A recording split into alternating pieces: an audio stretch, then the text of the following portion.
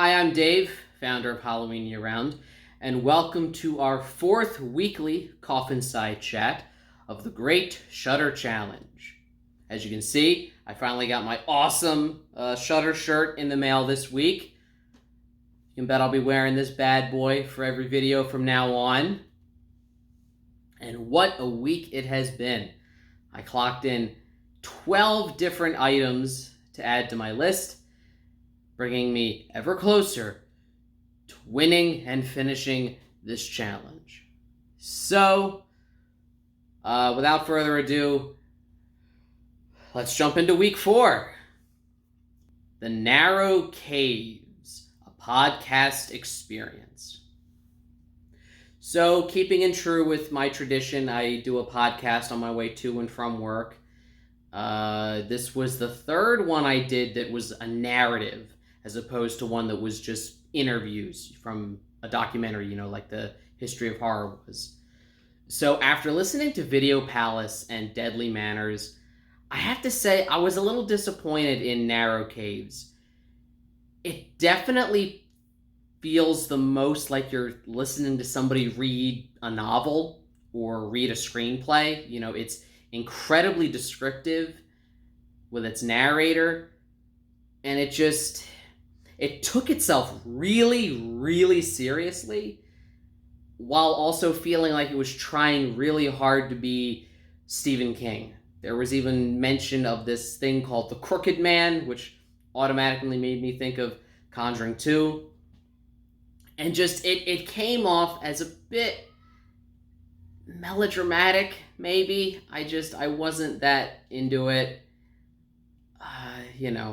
Nothing against it, just it didn't quite grab my interest the same way that Video Palace or Deadly Manners did. King Cohen.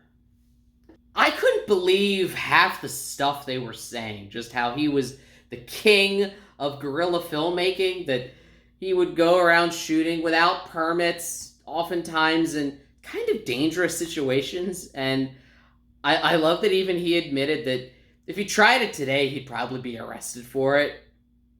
He even got in a lot of trouble with New York City because of Cue the Winged Serpent when they were filming the shootout with the creature on top of the Chrysler Building.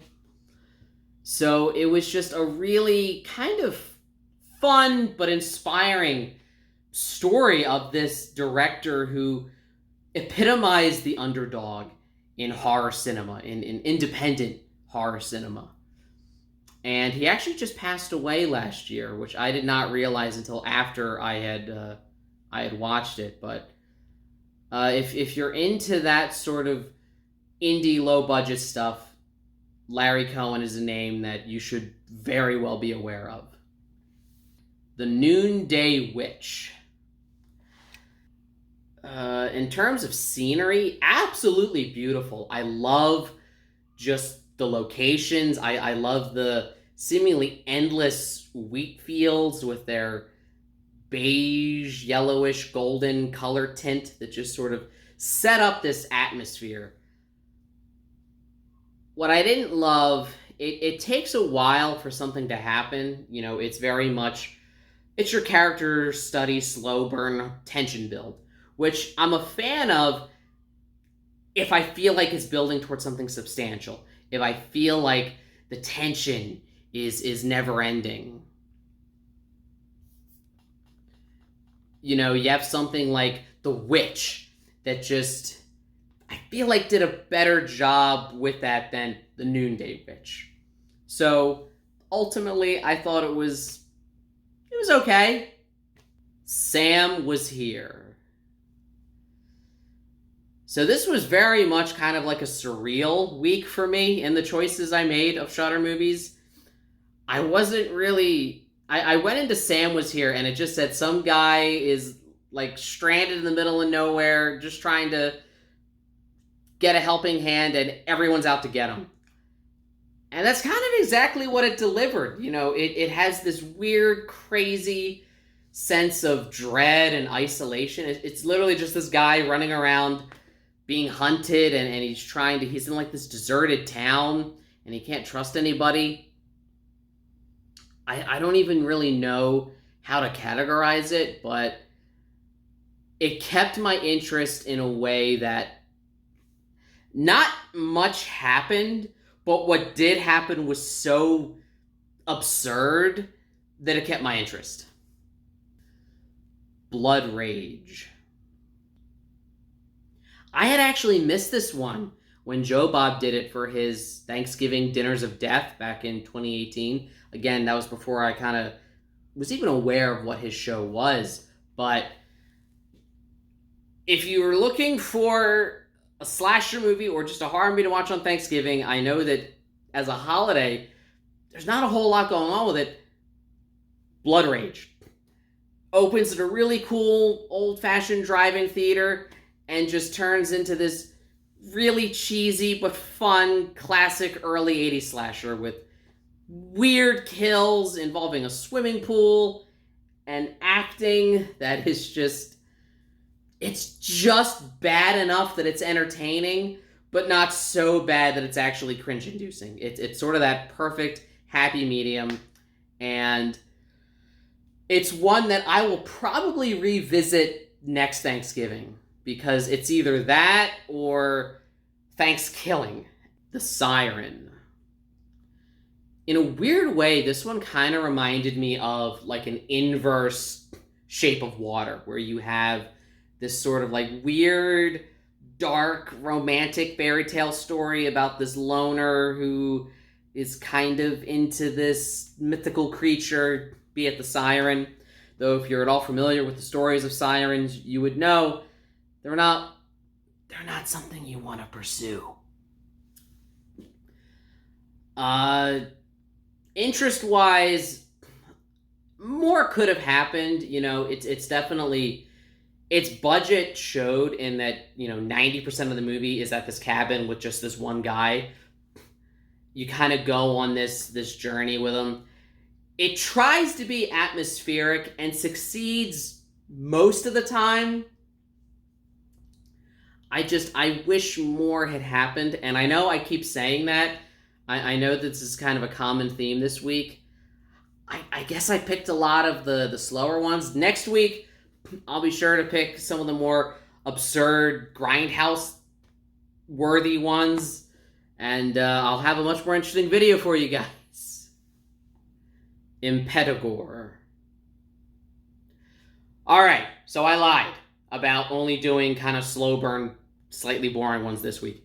Impetigore was amazing. Now, I have not seen Satan's Slaves. I know that was done by the same director before. I know it's on Shudder. I may get to it next week. But so far, I've only watched Impetigore. From the opening scene, you've got this, like, insane intensity that never lets up. Like, this dude is attacking the woman with, like, a friggin' machete at the beginning. Not to spoil anything. I also wrote a full review of it, which I'll include in the description. But I loved that. I loved the brutality of it. I love that you had. It has all the makings of your typical family curse horror movie. Character travels back to their old home village, their old hometown, and there's like a deadly secret that the town has. But I love that it's not so quick to condemn anyone or praise anyone. What really struck me about it was you have these characters doing absolutely horrific things to other people. And while you're never in agreement with them for doing it, you're never justifying what they're doing, you kind of understand their sense of desperation. You kind of understand what drove them to do that. And it makes for more of an interesting conflict rather than just, this character is good, this character is evil, who will win? The Taking of Deborah Logan. I have not been at all shy about my opinions of found footage. I feel like a movie has to really justify itself to use that technique. I feel like it's cheap. Well, it very easily becomes cheap. It very easily becomes a crux. And a movie has to really go out of its way for me to be okay with it using it. This movie does that. In a lot of ways, it felt like, if you've ever seen The Last Exorcism, it felt close to that, whereas it begins as this sort of innocuous documentary about Alzheimer's, which in the beginning, it's actually quite depressing. Speaking as someone whose grandparent, before she passed, suffered from dementia. So I kind of related to the daughter in the sense of, having a loved one who wasn't completely there. So the taking of Deborah Logan starts off like that, but it takes a hard turn into really disturbing, like demonic, almost monster horror, The Sublet. I can tell you from experience, from having a child, my daughter is now, she's about a year and a half. And I can tell you that having a child changes everything. It changes everything for the good, but it can also change you in ways that it adds new stresses that you never knew existed. And I feel like that's what The Sublet was really tapping into. I can't speak from experience of being a mother. I can speak from experience of being a father, but you have a character here who is a relatively new mother, and it's like her stress, her anxiety, her one could even say postpartum depression manifests itself in this weird, surrealist, supernatural manner. So this was a movie that I know I've covered a lot of kind of long and drawn out, slow burn tension builds. This was one that I really liked. This was one that was smart. It was symbolic, and it was building towards something I think was worthwhile. This was a character that I really related to. I understood her fears. I understood her struggles. I understood her questioning her own sanity. And in this crazy situation that she was in, she wasn't wrong to be questioning that. It can be very isolating, especially for mothers at home, especially when the father of your child is bringing his ex-girlfriend over to run lines. So not okay, especially as like a last minute, oh, by the way, my ex is coming over. That'll get you killed in some houses. Horror noir uncut. I'm a huge horror fan, in case you can't tell. I'm also a former history major, and I'm also someone who I'm very interested not just in, quote unquote traditional history. It's something you hear a lot in historian circles. There's traditional history of, this person conquered this person who conquered this person. And then there's social history, and that's sort of the history of how the ordinary people lived. It's the history of how groups you don't hear about, groups, minorities who were not really in the spotlight of history, it's their story. And horror noir did an excellent job of analyzing the horror genre from that perspective. There's a ton of actors and writers and directors who were interviewed for it that I have so much respect for, that I absolutely love their work. Many of the movies I've been talking about, on this whole challenge were ones featured in that documentary. So I was really delighted when I saw that one of their podcasts was the full uncut interviews of some of the people they had. We hear a lot more from Tony Todd. We hear a lot more from one of my personal favorite actors ever, Keith David, and his double interview with Ken Foray. Not that like a horror documentary is going to solve, the world's problems, but I think that seeking out things like this, watching this documentary, listening to these, uncut interviews on the podcast, can sort of help foster better understanding. The Last Will and Testament of Rosalind, Leigh. I've joked that when I die, I want to haunt like my friends and family. I've said that as a joke. This movie kind of takes that and explores that idea, but in, of course, rightfully so, the disturbing horror sense, where you've got this guy whose mother has passed away, and it seems that overbearing mothers can even still be overbearing even after death. This is a movie where you have pretty much one character isolated in one location. He's in his house, or I think it's his mother's house. So he's there for the whole movie, but the whole time you feel that presence. And that's kind of really what makes this movie so interesting, is you feel for him being alone in there, and you almost feel like you can sense that overbearing spirit too. Tenebrae.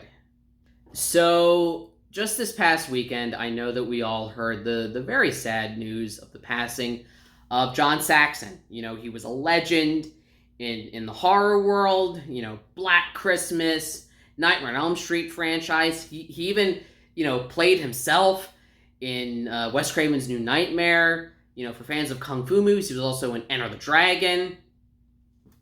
And Tenebrae was a movie that I was aware of. You know, I always I remembered knowing and hearing, oh yeah, John Saxon's in that, and that it was an Argento movie, and I think I even knew it was on Shudder. Obviously, it was on my list. So after I heard about, you know, him sadly passing away, I thought I kind of wanted to end this week on a tribute to John Saxon. So I thought, now's my chance to watch this movie. And even though, I mean, he's not the main character, he's very much, you know, in a supporting role, but every scene he's in, his character steals the movie. And it was just so much fun because I'm used to seeing him in Black Christmas and the Nightmare on Elm Street series.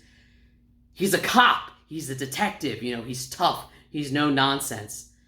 And it was kind of fun to see him in this as like this kind of sleazy, you know, publicist, literary agent guy that, you know, he was into wheeling and dealing. You know, he wasn't... You got the sense that all of this guy's business dealings weren't exactly legitimate. And it's all in the backdrop of this absolutely beautifully shot, gory murder mystery. And it's very much a whodunit, but a whodunit through the lens of Dario Argento. So it's very stylish, but in kind of a slick and cool way. A lot of people say that this is better than, you know, Suspiria. A lot of people even say this is his best movie ever. And after watching it, you know, granted, I'd never seen this before, I'm kind of inclined to agree with them. I'm not, I still need to think about it, but I'm very much leaning towards that. Also, I'd love to point out, in all these, like, movies and TV shows, the writer always gets caught up with, like, helping out the detective and solving the murder. That is literally, like, never happened. I mean, it's never happened to me. It's not something you hear about in real life. I feel like that's just one of those, like, you know, movie things that, you know, movies, you know, you always see, like, those posts on Reddit, like, what jobs do movies totally not understand? I feel like one of them is, when you're a writer, even if you're, like, a crime mystery writer, it doesn't automatically mean you're going to somehow get involved with a real-life investigation, as the movies would want you to believe. So, I ended my week on Tenebrae. I will be back next week. I apologize. I know this video is a couple days late. If you've been on the channel, I was uploading a couple of trailer reactions. You know, this week is Comic-Con, or this past week was Comic-Con, so, you know, there's a lot of cool trailers coming out that I kind of wanted to do something for. But I will be back next week with week 5 of the Great Shudder Challenge. Remember, you can always follow me on Twitter, @HalloweenYearRound. You can check out the website, www.halloweenyearround.com. And until I see you again, every day is Halloween.